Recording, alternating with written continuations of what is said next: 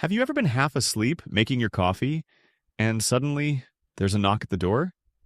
You're still in your pajamas, your brain's in two languages, and now someone is waiting for you to answer in English.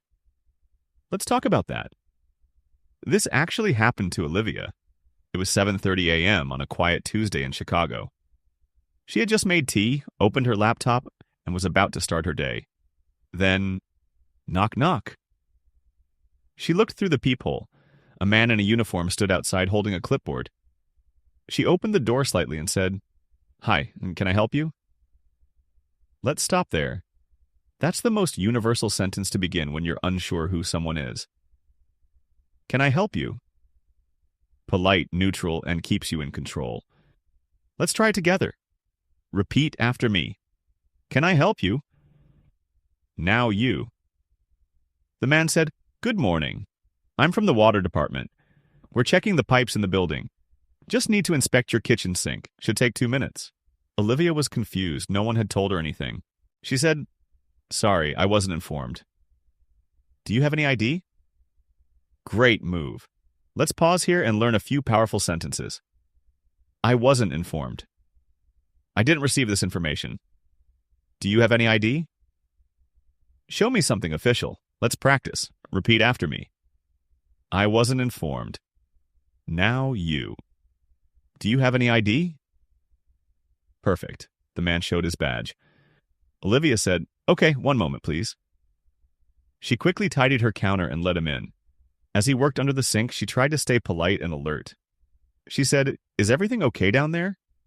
And he replied, "Yep, just routine checks. Nothing major." Now here's a great little idiom you might hear in similar moments. Nothing major. It means not a big issue. Let's try that. Repeat after me. Nothing major. Now you. Before leaving, the man smiled and said, "Thanks for letting me in. Have a good day." And Olivia replied, "You too. Take care." Now let's recap some of the most natural responses you can use when something unexpected happens. Hi, can I help you? I wasn't informed. Do you have any ID? One moment, please. Is everything okay? Nothing major. Take care. Each one is simple, but it shows calmness, clarity, and control. Have you ever had someone knock on your door or approach you unexpectedly and you had to respond in English? What would you say now that you've heard these examples? Let's try one quick role play together. Let's try it. Repeat after me. Hi, can I help you? I'm sorry, I wasn't told about this. Do you mind showing me some ID? Nice job. And remember, when real life knocks, you don't have to be perfect. You just have to be present. Speak clearly, stay kind. Because every mistake is a step forward. In the next episode, we'll visit a very different place, the emergency room. But don't worry, it's not about big injuries. It's about how to stay calm, explain symptoms, and ask the right questions when you or someone else needs medical help. Let's keep going. Have you ever felt unwell in a foreign country and suddenly realized you didn't know how to describe what was happening to your own body? That's what happened to Diego. He was visiting his aunt in Toronto when he started feeling lightheaded with a strange pain in his lower stomach. After a few hours, it got worse, so his aunt drove him to the nearest emergency room. When they reached the front desk, the receptionist asked, "What brings you in today?" Diego paused, then replied, "I'm having pain in my stomach." "Here," he pointed. "It started this morning. It's been getting worse." Let's take a look at that first question. What brings you in today? It's a very common, casual way to ask, "Why are you here?" You can answer like this. I'm having chest pain. I've had a fever since last night. I feel really dizzy. Notice the verb tense. I feel.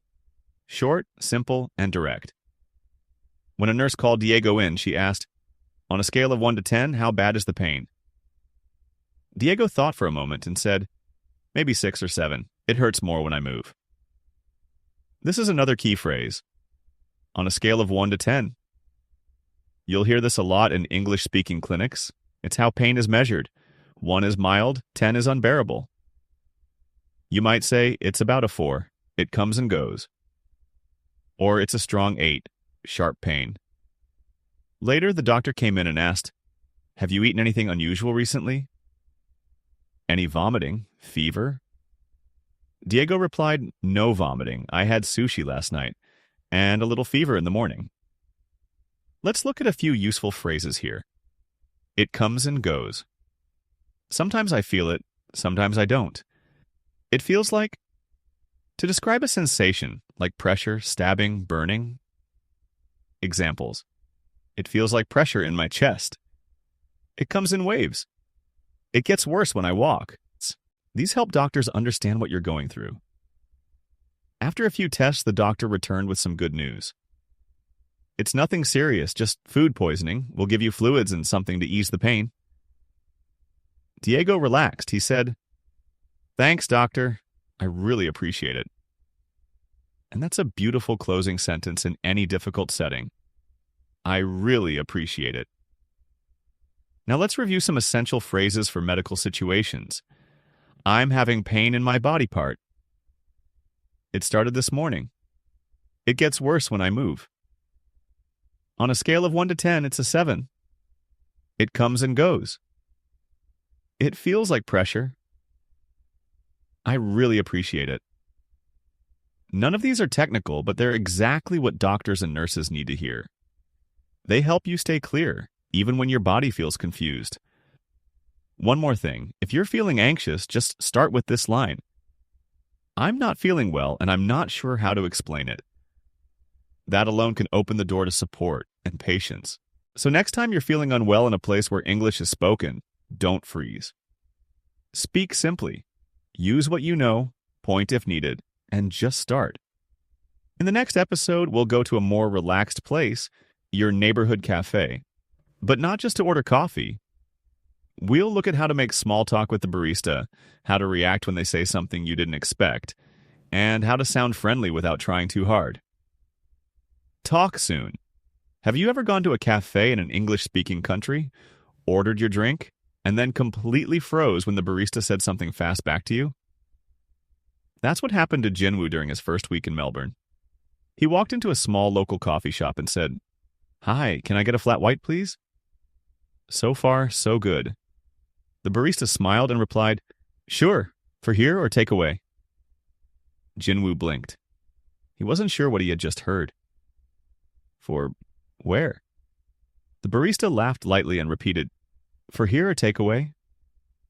Now he got it. She was asking whether he was going to drink his coffee inside the cafe or take it to go. He smiled awkwardly and said, "Oh, take away.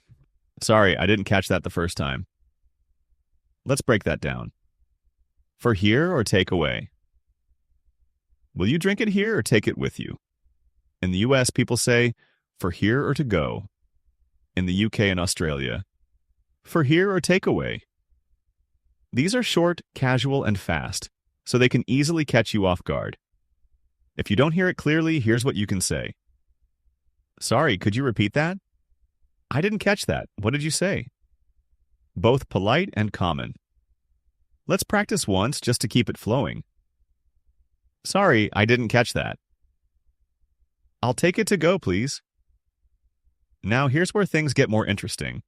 After Jinwoo got his coffee, the barista said, "Hope your day's off to a good start."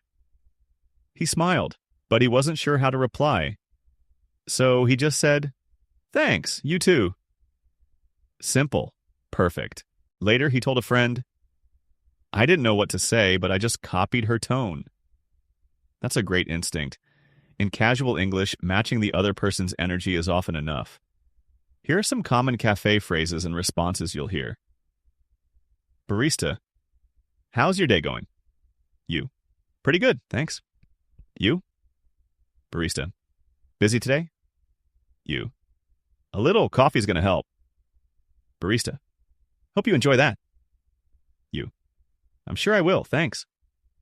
None of these are complicated. They're just small ways of being friendly, and they go a long way.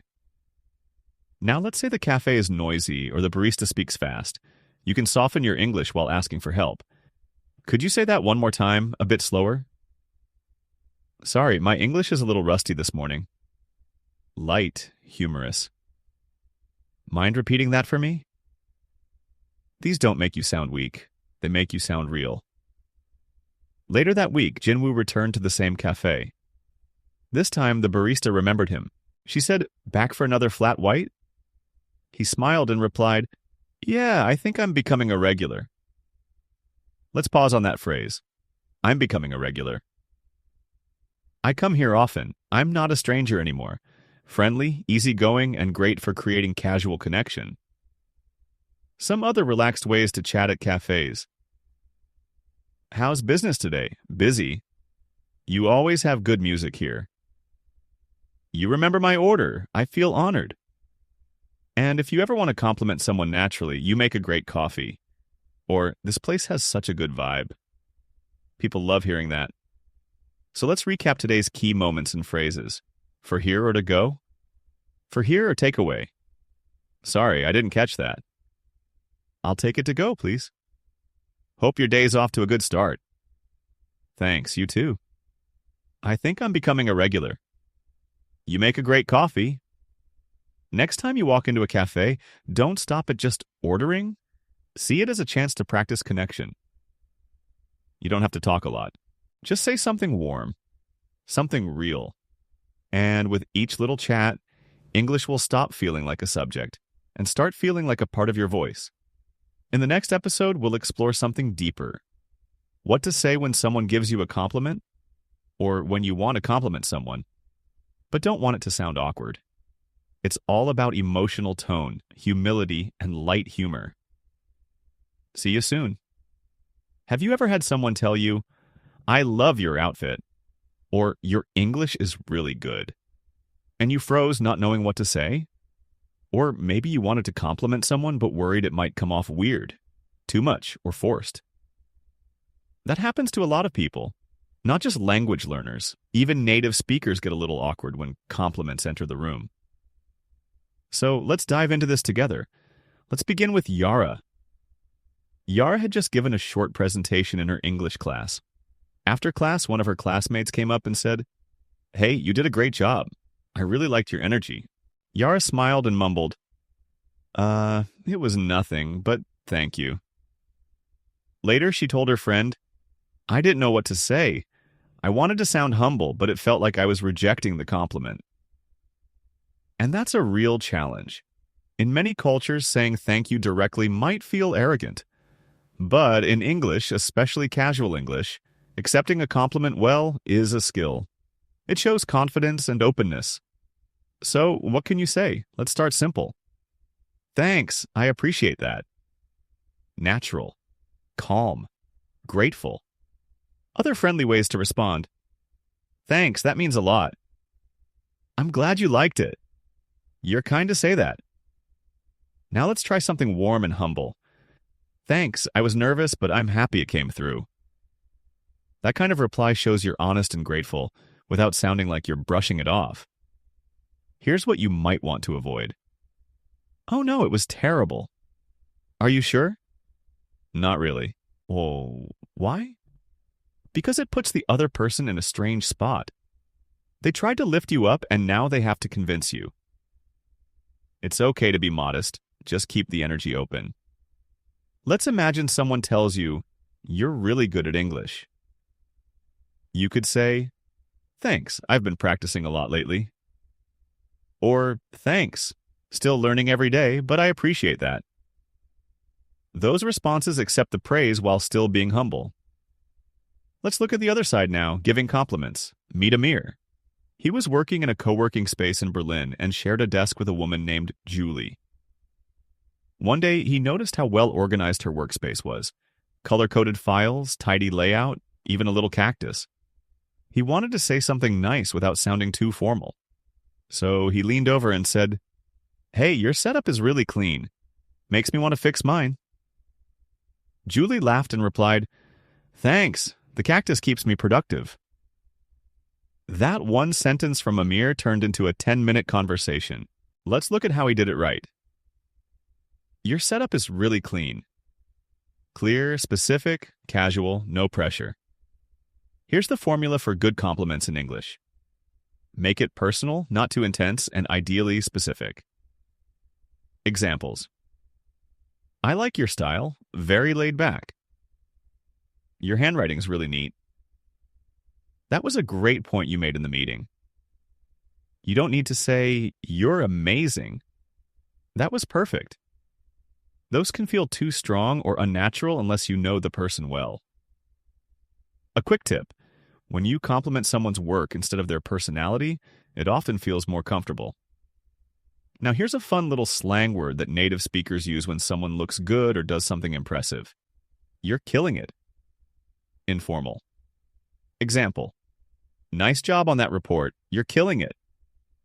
Love your presentation. You killed it. That means you did really, really well. Let's try it. Say, you killed it today. Good. Another casual phrase, look at you. When someone is doing something great or looks amazing. Example. Wow, you're hosting this party yourself? Look at you. Playful, friendly, and shows admiration. Now let's recap some phrases for both sides of the compliment game. When someone compliments you, thanks, I appreciate it. Glad you think so. That means a lot. Thanks, I've been working on it. When you want to compliment someone, I like your style. You made a great point earlier. You're killing it. Informal. Look at you. Playful. These small sentences are like social glue. They help conversations move smoothly and create connection. You don't need to overthink it. Be sincere. Be specific. Be kind. In the next episode, we'll explore a place where emotions often run high. Public transportation, missed stops, crowded buses, small talk with strangers, or politely asking someone to move their bag. You'll learn how to stay calm and clear even when the train's late and your brain's tired. Talk to you then. Have you ever been on a train trying to read the map when someone starts speaking to you and you don't know whether to panic or just nod politely? Or maybe you were standing near the door, someone bumped into you, and you weren't sure if you should say, sorry, excuse me, or just move silently? Public transportation is full of little, fast, unpredictable interactions. That makes it the perfect real-life classroom. Let's take a look at Samira's experience. Samira had just moved to London.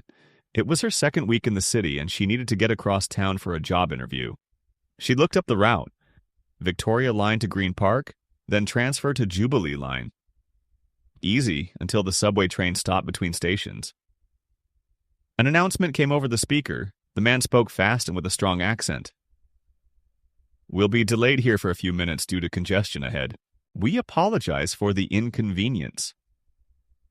Samira only caught a few words. Delayed, congestion, apologize.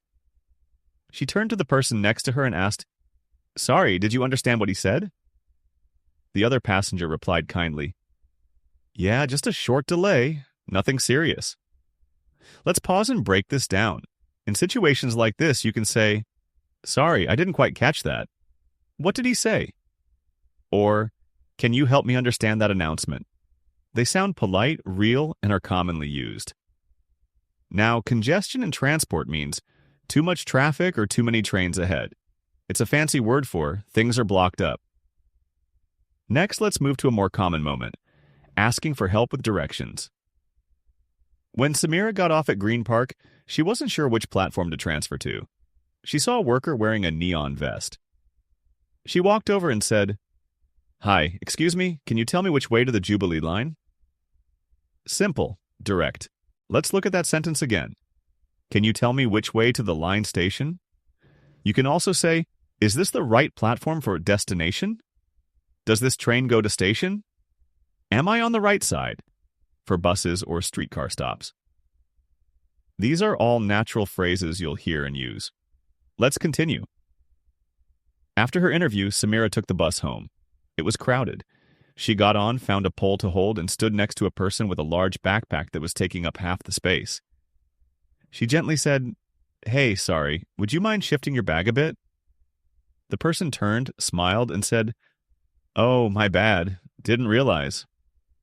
Let's look at that phrase. Would you mind? This is a soft, polite way to ask someone to do something. Examples. Would you mind moving over a bit? Would you mind letting me through? Would you mind turning down the volume?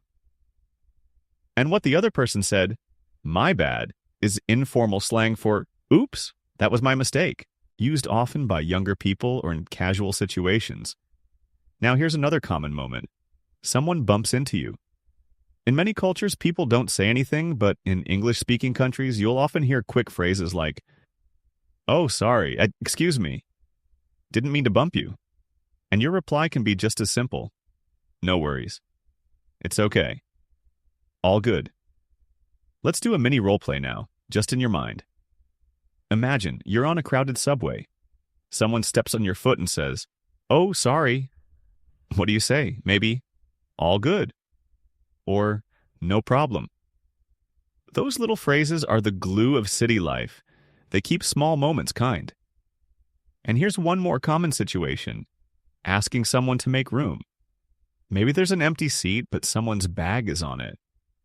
You can say, excuse me, is this seat taken? Or, would you mind if I sit here?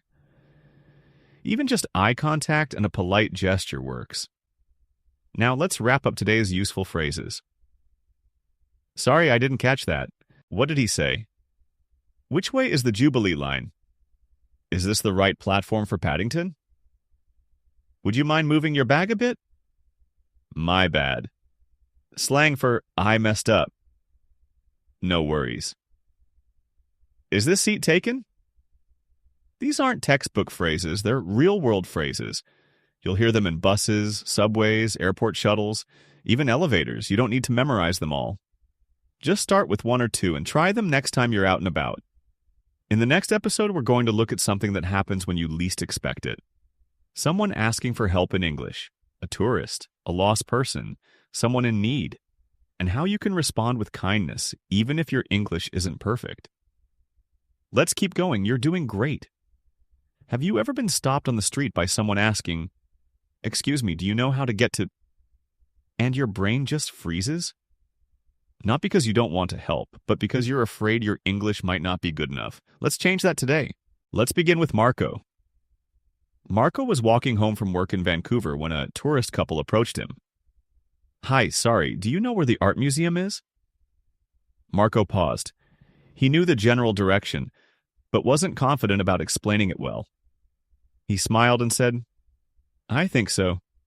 You go straight, then turn left at the next light. It should be on your right side, maybe 5 minutes from here. The tourist thanked him and walked away. And you know what? Marco got it mostly right, and more importantly, he helped. Let's break down a few useful, simple structures for giving directions. Go straight. Turn left at the light. It's on your right. It's about a 5-minute walk. These phrases are short, clear, and work anywhere in the world. If you're unsure, you can say, I'm not totally sure, but I think it's that way. Or, sorry, I'm not from here either. Honesty is always better than silence. Let's look at another story. In Seoul, Rachel was leaving a subway station when a man stopped her and asked, excuse me, is this train going to the airport? Rachel wasn't completely sure, but she remembered seeing a sign earlier. She said, I think so, but you might want to check the map. The airport line is usually line 9. Do you have a ticket already? The man showed her his ticket. She pointed to the sign and said, look, there. That one says Airport Express. He smiled, relieved. Thank you so much. Let's highlight some real-life English from that moment. You might want to check the map. I think this is the right train. Do you have a ticket already? Look, there's the sign. These phrases are flexible and help you guide people without giving commands. Now imagine you're in your neighborhood and a visitor asks, is there a good place to eat around here? What could you say? Here are some casual, useful ways to reply. There's a great noodle shop down that street. Try the cafe on the corner. Super friendly staff. There's a pizza place about 10 minutes from here. Not fancy, but tasty. You don't have to say a lot. You just need to be clear and encouraging. Let's add some helpful softeners for tone. You could try. Maybe check out. I've heard good things about.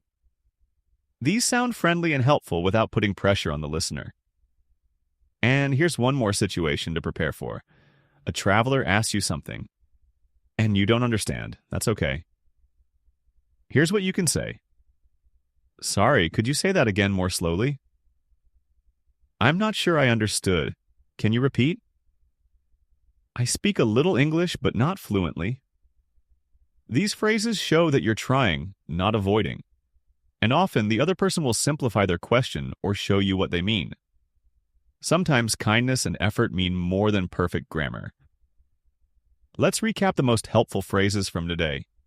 Go straight, turn left, it's on your right. I think so, but I'm not 100% sure. 1. You might want to check the map. Do you have a ticket already? There's a great place down the road. Sorry, could you repeat that slowly? These aren't just English sentences, they're small bridges between people. And when someone's feeling lost, even simple words can feel like a gift. In the next episode, we'll shift to the workplace, emails, meetings, chatting by the coffee machine, and how to sound confident but not pushy, professional but still human. Let's get ready for office English next. Have you ever started a new job or internship where everyone speaks English, and during your first break, you just stood by the coffee machine, pretending to check your phone? That's exactly what happened to Rena. Rena had just started her new role at a marketing agency in Sydney. On her first day, she sat quietly during the morning meeting, trying to catch the rhythm of the conversation. But it was during the coffee break that she felt most out of place. 2 colleagues were chatting. Rena wanted to join but wasn't sure what to say, so she just smiled and kept sipping her drink. Later that week, she decided to try. She stood next to one colleague and said, "Busy week, huh?" The colleague laughed. "Always. Can't believe it's only Wednesday." From that one sentence, a short, light conversation started. Let's take a look at that opener. Busy week, huh? It's casual, friendly, and doesn't require a deep answer. Other great conversation starters in the office. How's your morning going? Is it just me, or has this week been super long? I'm still waking up. Need this coffee to kick in.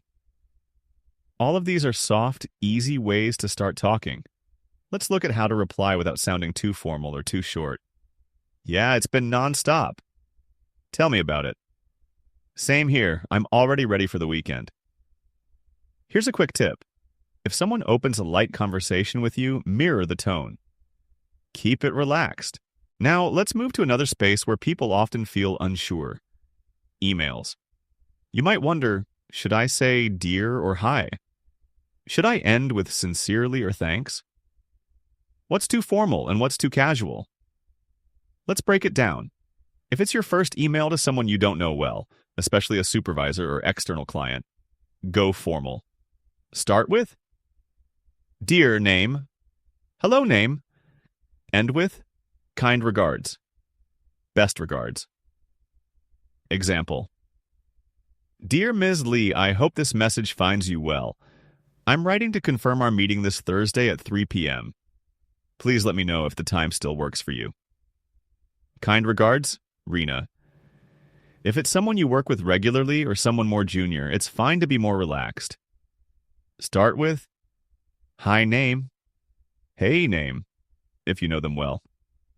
End with thanks, talk soon, cheers. Example. Hi Jason, just wanted to follow up on the draft you mentioned yesterday. Let me know when you have it ready. Happy to take a look. Thanks. Rena, see the difference? Still polite, but feels more human. Another tip. Just wanted to. This softens the sentence and makes it sound less direct. For example, just wanted to check in. Just wanted to remind you. Just wanted to say thanks again. Now back to spoken English. One day, Rena needed to ask her manager for help, but didn't want to interrupt. So she said, "Hey, do you have a minute?" It's a great phrase, short, respectful, and gives the other person a choice. Other polite ways to ask for time or support. Is now a good time? I have a quick question if that's okay. Mind if I run something by you? And when replying to a colleague's idea or suggestion during a meeting, here's how to agree naturally. That makes sense. I see where you're coming from. Good point. I hadn't thought of that. Or to disagree without being rude. I see your point, but I'm wondering if... That's an option, though I'm thinking we could also try. Interesting. Could we look at it from another angle? Let's take a moment to recap some go-to phrases for the office. Coffee break openers. Busy week, huh? How's your morning going? Still trying to wake up. Emails, I just wanted to check in. Please let me know if that works. Kind regards? Thanks. Polite speaking. Do you have a minute? Mind if I ask a quick question? I see where you're coming from. None of these are difficult, but they help you sound friendly, confident, and professional without being too stiff. And that's what office English is about. Speaking clearly, kindly, and being easy to work with. In the next episode, we'll step out of the office and into the unexpected. What do you say when a stranger starts a random conversation at the bus stop? Or when someone shares something personal, and you want to sound supportive without being awkward? We'll look at real emotional English, the kind that builds trust. Have you ever been waiting for a bus or sitting on a park bench, and a stranger suddenly says something like, "The weather's been crazy lately, huh?" Or even more surprising, "I just had the worst day ever." You didn't expect it. You didn't plan for it. And now, you're in a real conversation. What do you say? Let's start with a story from Elias. Elias was sitting outside a cafe in Dublin, sipping tea, when the woman next to him sighed and said, "Ugh, I just lost my job today." He was stunned. He didn't know her. He didn't know what to say. But after a pause, he looked at her and said, "I'm really sorry to hear that. That must feel heavy." She nodded, and they ended up talking for 10 minutes. Not about work, but about life, stress, and starting over. Now let's break down what made his response work. First, "I'm really sorry to hear that." Classic phrase to show sympathy or concern. Then he added, "That must feel heavy." That's not in textbooks, but it's real. It shows you're trying to understand the emotion, not just the event. Here are other phrases you can use when someone shares something difficult. "That sounds tough." "I can't imagine how that feels." "Do you want to talk about it?" And if you're not sure how much to say, just start with, "Wow, I'm sorry that happened to you." It opens space for the other person to continue, if they want. Now let's switch gears. What if someone starts small talk, but you're not in the mood or not sure how to respond? Like this moment. You're at a bus stop. A guy next to you says, "Looks like we might get rain today." You can keep it short and polite. "Yeah, the sky's looking pretty gray." Or "Hope it holds off until I get home." These replies keep the tone friendly without requiring a full conversation. Here are some universal small talk topics that often come up. Weather, traffic, coffee or food nearby, dogs or kids around, something funny that just happened. And if you want to extend the conversation a little, try, "Do you take this route every day?" "Is it always this crowded?" "I'm new to the area. Any food spots you'd recommend?" Each of these invites connection, but gives space for the other person to choose how much to engage. Let's look at one more situation. Imagine someone shares something personal but not tragic. Maybe they say, "I'm nervous. I have a date tonight." Or, "I've never been to this part of town before." How do you reply naturally? Try using supportive, warm phrases like, "You got this." "That's exciting. Hope it goes well." First time's always the hardest. You'll be fine. Let's highlight one idiom that's great in emotional conversation. Hang in there. Stay strong. Don't give up. Example. "I'm going through a tough week." Sorry to hear that. Hang in there. Another casual one. "I hear you." "I understand. I feel you." Not literally hearing, but emotionally tuned in. These are short, but powerful. Now, a quick side note. If you're ever in a situation where someone is talking too much and you need to leave, here are polite ways to exit. Hey, I need to run, but it was nice chatting. Thanks for the talk. Hope the rest of your day goes better. Wishing you the best. Take care. Let's recap some emotional response phrases from today. When someone shares something hard, I'm sorry to hear that. That must feel heavy. That sounds tough. Hang in there. I hear you. For casual small talk, yeah, it's been raining a lot lately. Hope traffic isn't too bad today. You take this bus often? To end politely, nice chatting. Have a good one. Take care, all right? Remember, these are not meant to be perfect scripts. They're soft tools. They help you build human connection, even in surprise moments. In the next episode, we'll look at a very different space, the pharmacy. You'll learn how to ask about medicine, explain your symptoms simply, and avoid miscommunication when it comes to your health. Let's keep going. You're learning more than words now. You're learning how to listen and respond like someone who lives through English. Have you ever stood in front of a pharmacy counter holding a box of medicine and thought, how do I even describe what I'm feeling right now in English? Let's walk through that together today. Let's start with Mira. Mira was visiting her cousin in Boston when she started feeling a sore throat, stuffy nose, and light pressure in her head.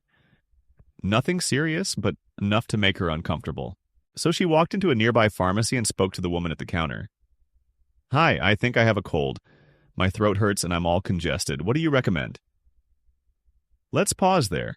That sentence is fantastic. Simple, direct, and clear. Let's break down some useful phrases from it. I think I have a cold. Use I think when you're not 100% sure. It softens the sentence. My throat hurts. Common way to describe pain in the throat. Better than pain in the throat, which sounds more medical. I'm all congested. Congested means your nose is blocked or you feel pressure in your head. Now imagine the pharmacist replies, sounds like a mild cold. Are you looking for tablets, syrup, or something natural? At this point, you can respond with, something for the sore throat, please. I'd like something that helps me sleep, too. Nothing too strong. I'm sensitive to medicine. Why? Let's explore some real-life phrases that help you at the pharmacy. Do you have anything for headaches? Do you have anything for motion sickness? What's good for a dry cough? What's good for allergies this time of year? These are very natural questions. You'll hear locals use them too. Now let's go to a new situation. Luca had some stomach trouble after a long flight to Canada. He went into a pharmacy and said, Hi, I've had an upset stomach since last night. Nothing serious, but I feel uncomfortable. Anything you'd recommend? That sentence is golden. Notice he says, upset stomach. This is a very common, everyday way to say your stomach feels off. He also added, nothing serious, but I feel uncomfortable. This tells the pharmacist, it's not an emergency, but I still need help. Let's list more simple ways to describe common problems. My nose is runny, lots of mucus, usually during a cold. I have a headache behind my eyes. Can be sinus related. My joints are sore. Good for muscle ache or light body pain. I feel nauseous. Means you feel like vomiting. I've been sneezing a lot lately. Could mean allergies. Now let's say the pharmacist gives you options. They might say, we have this one in tablets or capsules. Which do you prefer? Or, this is non-drowsy, and this one might make you sleepy. Which one would you like? You can reply with, I'll take the non-drowsy one. Something I can take before work, please. Is this okay with food? Are there any side effects I should know about? All very real, all very useful. Let's also cover how to say you're already on medication. I'm taking blood pressure medicine. I have asthma. Does this interact with that? Can I take this if I'm on antibiotics? These sentences help the pharmacist give you the right advice. One more moment, checking how to take the medicine. You might ask, how many times a day? Before or after food? Can I take it with coffee? And when in doubt, don't be afraid to say, sorry, I didn't catch that. Can you explain again? Pharmacists are used to questions. Your job is just to ask clearly. Let's recap today's useful phrases to describe how you feel. I have a sore throat and a stuffy nose. I think it's just a cold. I've had an upset stomach since yesterday. I feel nauseous. To ask for help. What do you recommend? Do you have anything for allergies? Is this non-drowsy? To check usage. How many times a day? Can I take this with food? Are there any side effects? These aren't textbook sentences. They're what you'd hear if you stood in line behind a local at any pharmacy. The goal isn't perfect English. The goal is clear communication so your body can feel better. In the next episode, we'll head to a different kind of care, personal grooming. You'll go to the hair salon or barber shop, learn how to describe the haircut you want, how to say just a trim, or not too short, please, and how to keep things light and pleasant while you're in the chair. Let's keep going. You're building English you can live with. Have you ever sat down in the chair at a salon, looked into the mirror, and realized you had no idea how to say, just clean it up a bit in English? That's what happened to Miguel. He had just moved to Toronto for a one-year work assignment. After a few weeks, it was time for a haircut. He walked into a local barbershop, sat down, and the barber asked, "So, what are we doing today?" Miguel smiled awkwardly and said, just a little bit shorter, not too much." The barber nodded. "Just a trim?" Miguel replied, "Yes, a trim, that's the word." Let's stop here. That's one of the most useful words for haircuts. Trim, a house cut just a little bit. Clean up the edges, not a big change. Let's look at some more useful phrases. Just a trim, please. I want to keep the same style, just shorter. Can you clean up the sides? Not too short on top. Can you blend it a bit more in the back? Blend means make the layers flow naturally, not choppy. If you're getting a fade or layered style, you might hear, "What number guard?" This refers to clipper sizes. 1, very short, to 8 longer. You can answer, "Let's go with a 3 on the sides." Now let's go to another situation. Emma went to a salon for the first time in New York. She wanted to cut her long hair shorter, but not too short. She said to the stylist, "I'd like to take off about 2 inches and add some layers if possible." Perfect, clear, and friendly. The stylist replied, "No problem. Face framing layers, okay?" Emma wasn't sure what that meant, so she asked, "What does face framing mean?" The stylist explained, "It means the hair around your face is cut to shape it. Add some movement." Emma nodded. "Sure, let's try that." Let's pause here. When you don't understand a hair-related term, it's okay to ask, "What does that mean? Can you show me an example?" "I'm not sure. I trust your judgment." Yes, stylists love hearing that. Let's go over some vocabulary. Layers, different lengths of hair for shape and movement. Face framing, shorter pieces around the face. Bangs, US. Fringe, UK. Hair that covers the forehead.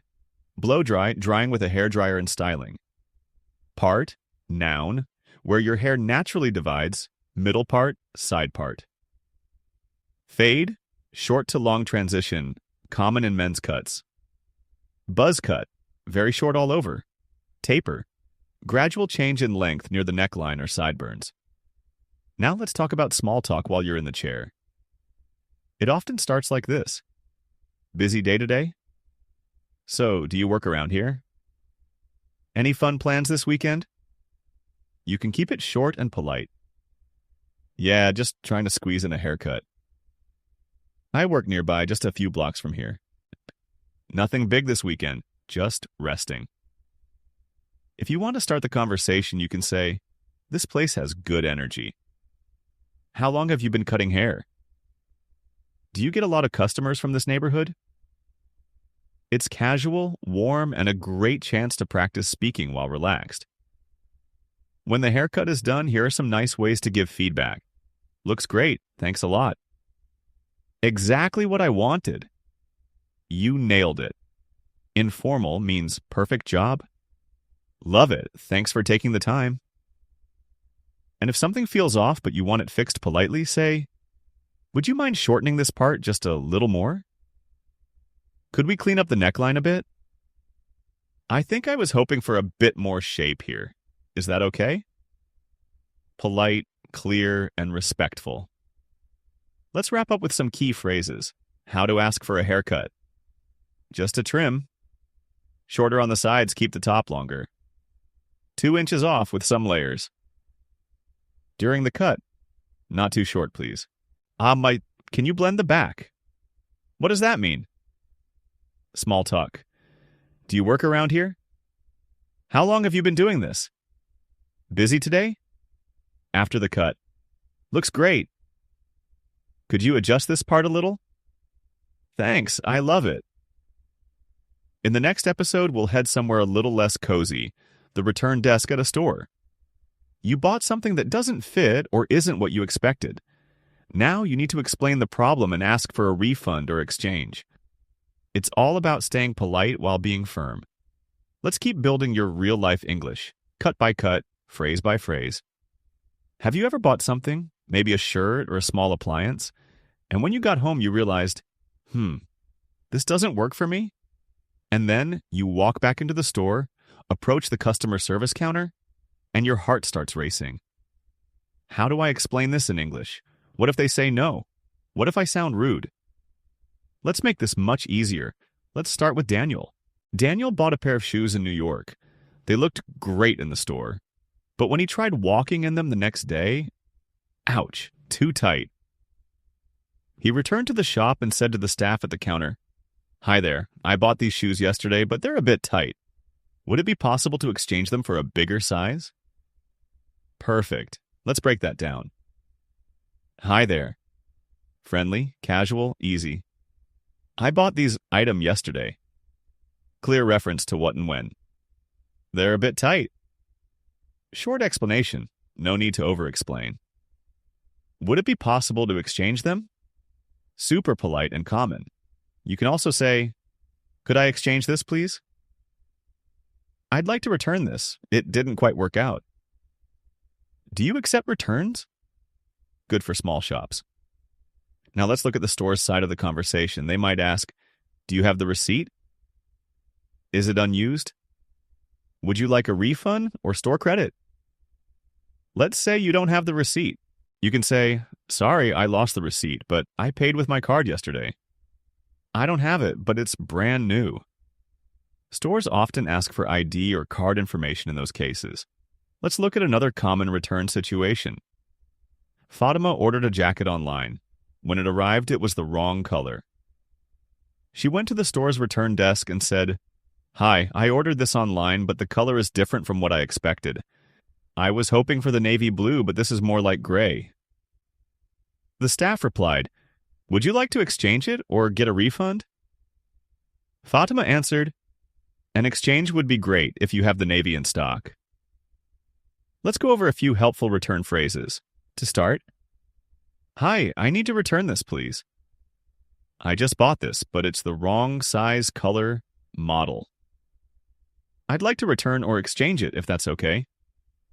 To explain the reason, keep it short. It doesn't fit. It's not what I expected. There's a small defect. It arrived damaged. To ask for options. Could I get a refund? Is store credit okay? Do you have this in a different size? Now here's a phrase that might come in handy if things get tricky. I understand your policy, but is there anything you can do in this case? This shows you respect the rules, but you're asking for flexibility. It works well when the return window is tight, or you're just outside the allowed time frame. Let's also add some helpful vocabulary. Return policy, the store's rules for returns and exchanges. Store credit, money you can use in the same store. Exchange, Trade one item for another receipt. Proof of purchase. Defective, damaged, or not working. Sometimes you'll need to explain what went wrong. It stopped working after one day. There's a tear in the fabric. The zipper is broken. It makes a strange noise. It's missing a part. Don't worry about sounding perfect. Just be clear. And here's a tip. When returning something, tone matters a lot. Smile. Stay calm. Start with, "Hi, I was wondering if I could return this." That soft beginning makes the conversation smoother. Now let's recap. Useful phrases for returns. "I bought this yesterday, but it doesn't fit." "Would it be possible to get a refund?" "I'd like to exchange it for another size." "Sorry, I don't have the receipt, but it's unused." "Is store credit okay?" Have you ever stood in line at an airport clutching your passport and silently rehearsed what to say at the check-in counter? Maybe something simple like, "Hello," or "I have a flight to London." But then the airline staff hits you with a long sentence like, "Have you checked in online, or will you need assistance with your bags?" And suddenly your mind goes blank? Don't worry, you're not alone. Let's take this step by step, from check-in to boarding to a possible delay announcement. Imagine it's early morning. You walk up to the airline counter. The staff greets you with a smile and says, "Hi there. Where are you flying today?" Now pause. That question's easy. You say, "Hi, I'm flying to London," or "I have a flight to Tokyo."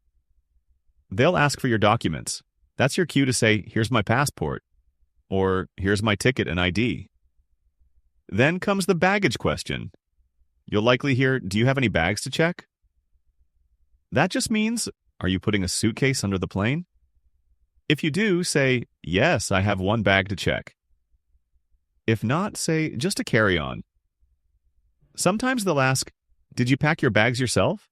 Or, "Are you carrying any liquids or sharp objects?" These are routine safety questions. You can simply say, "Yes, I packed it myself," and "No, I'm not carrying anything sharp." Now let's move forward. You've got your boarding pass. You walk through security. Someone points and says, "Please place your laptop in a separate bin." What do? You smile and say, "Of course," or "Got it." Mon. If you're not sure, you can always ask, "Do I need to take off my shoes?" Or, "Can I keep my watch on?" It's okay to ask. Everyone's just trying to follow the same rules. Next, you reach the gate. The screen says Gate A12, and boarding starts in 15 minutes.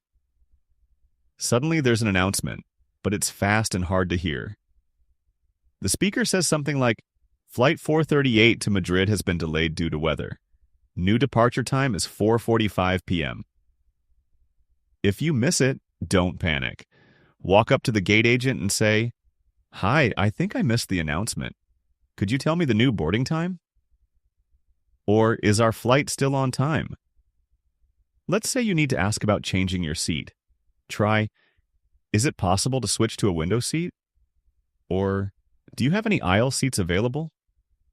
And if your flight gets canceled, yes, it happens. Stay calm. Go to the counter and say, "Hi, my flight was just canceled. What are my options?" That one sentence can open up solutions, new flights, or help with hotel arrangements. Now let's practice a few useful phrases together. Ready? Repeat after me. "Can I check this bag?" Now you. "Is this the line for security?" Your turn. "Where is gate B24? Nice. You can also ask airport staff for help with confidence. Say, "Excuse me, is this the right gate for Paris?" Or, "Is there a water fountain nearby?" Or even, "Do you have a charger I can borrow?" If someone asks you something you don't understand, say, "Sorry, can you repeat that slowly?" Or, "I didn't catch that. Could you say it again?" Let's recap today with a mini story. Imagine you're at the airport in Chicago. You walk up to the counter. "Hi, I'm flying to San Francisco. Here's my passport." The agent says, "Any bags to check?" You reply, "Yes, just one." Then she says, "Your gate is B17, boarding in 45 minutes." You thank her and head to security. At the scanner, the officer says, "Electronics in a separate bin." You nod. "Sure." You reach your gate, but the screen says, "Gate changed. Now C4." You ask, "Excuse me, where is gate C4?" The staff points down the hallway. You say, "Thank you so much," and keep going. That's what confidence sounds like. Not perfect grammar, but calm, clear reaction. In the next and final bonus episode, we'll enter one of the most personal spaces of all, chatting with neighbors or acquaintances. The hallway, the elevator, the laundry room. These tiny conversations build your comfort and fluency more than you might imagine. You're almost there. Let's finish strong. Have you ever stepped into an elevator, looked up, smiled at someone, and then just stood there in silence? Not because you didn't want to talk, but because you had no idea what to say in English. Today, we're going to change that. You'll learn how to start small talk in everyday places, how to sound natural without trying too hard, and how to leave a nice impression without saying too much. Let's start with Kevin. Kevin had just moved into a new apartment building in Vancouver. On his second day, he stepped into the elevator. A woman stepped in right after him, smiled, and said, "You must be new here." Kevin smiled nervously and replied, "Yes, just moved in yesterday." She asked, "Which floor?" Kevin said, "Third, nice building." They both laughed a little. By the time they reached her floor, she said, "Well, welcome. Hope you like it here." Kevin smiled back and replied, "Thanks. See you around." Simple? Yes, but powerful. Let's break down what made that work. When someone says, "You must be new," they're not testing your grammar. They're opening a window. All you need to do is keep it open. Try saying, "Yeah, just moved in," or "just getting settled." You can add, "still figuring out where the best coffee is." Why not? That invites more talk without pressure.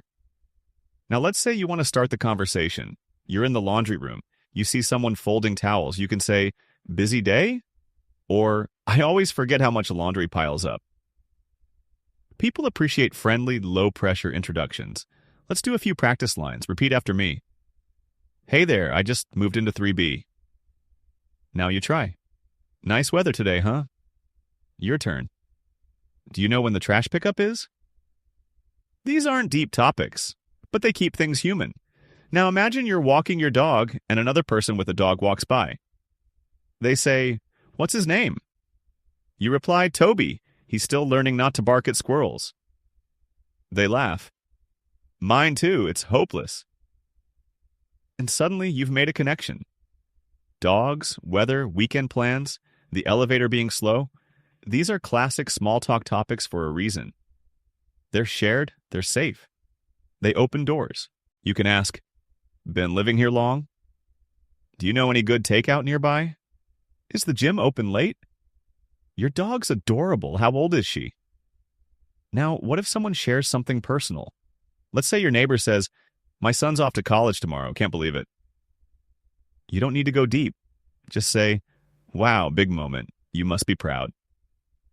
Or, "Hope he settles in." "Well, new chapter." These short lines carry kindness. Let's talk about tone. Smile when you speak. Use gentle energy. Let your voice rise slightly at the end of light questions. And don't overthink grammar. In small talk, the key is warmth, not perfect sentence structure. Let's wrap up with a story. You're waiting for the elevator. A neighbor walks up. You say, "Hi, I think we're neighbors. I'm in 4C. They reply, "Oh, cool, I'm in 4A. Welcome." You add, "Thanks, still figuring out the recycling rules." They laugh. "Took me a month. Let me know if you need anything." And that's it. You walk away with a small connection and big practice. Let's review a few phrases from today. You must be new here. "Hi, I just moved in." "Nice weather today, isn't it?" "What's your dog's name?" "Do you know when the trash goes out?" Big moment. You must be proud. "Hope you have a great day." Small talks build big confidence. And with this, you've now completed 15 full episodes of real-life English, from ordering coffee, to explaining a headache, to returning shoes, to smiling at someone on the elevator. You've built a toolkit of human language, not just vocabulary, but connection. So go out there, speak, mess up, smile, learn. English isn't just a subject, it's a way to be part of the world. And now you're ready to live it. Thanks for listening. Keep practicing. Keep connecting. You've come a long way, and the journey is just beginning.